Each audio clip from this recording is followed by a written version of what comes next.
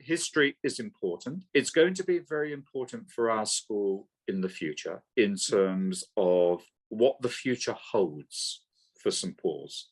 You can never predict history. And you will recall that when the school was established, the two key locations were actually St. John's Cathedral and also St. Paul's itself in Glenealy, more recent times known as Bishop's House. I wanted to make sure that all the boys had an experience in the first 2 years. So I started what was called the Heritage Service. And we had a Heritage Service at St. Paul's Church in Glenealy to introduce the whole story about St. Paul's and that location, etc., etc. And then in the second year, to do the same, to take all the students to St. John's Cathedral to give them that experience. The other thing that really got me on the heritage thing with Miss Wong was very much, there were all these archives, things lying around the school that no one knew what they were, but people did know if you dug deeply enough. So that was the whole point. And so that whole story was evolved from that. And Mrs. Speak will no doubt tell you about one very famous piece of memorabilia that's sitting in the school archives. It's the long boat, the rowing boat. She will tell you the story because she carried it in her hand luggage all the way back from a location. So you need to read that story.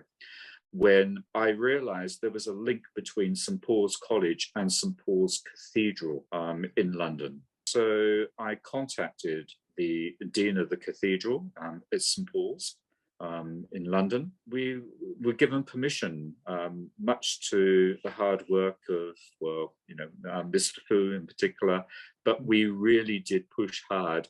And they gave us permission to sing at St. Paul's Cathedral back in 2011. It fitted in with our anniversary year. The boys sang evensong on 2 days at the cathedral. Also important was that we had some of the students played Chinese instruments. The cathedral archivist has said they believe that was the first time over hundreds of years that Chinese instruments have been played in St. Paul's Cathedral. It was a really special time. I said, SPC returns to SPC. We've gone back to our roots, if you like. St. Paul's Cathedral was very much at our roots back in the 1830s, 1840s. I just hope we can keep the history of the school alive. As I said, the alumni are fantastic. I was very pleased, I think, over the years to have established a good relationship with alumni going back, to bring them into the fold.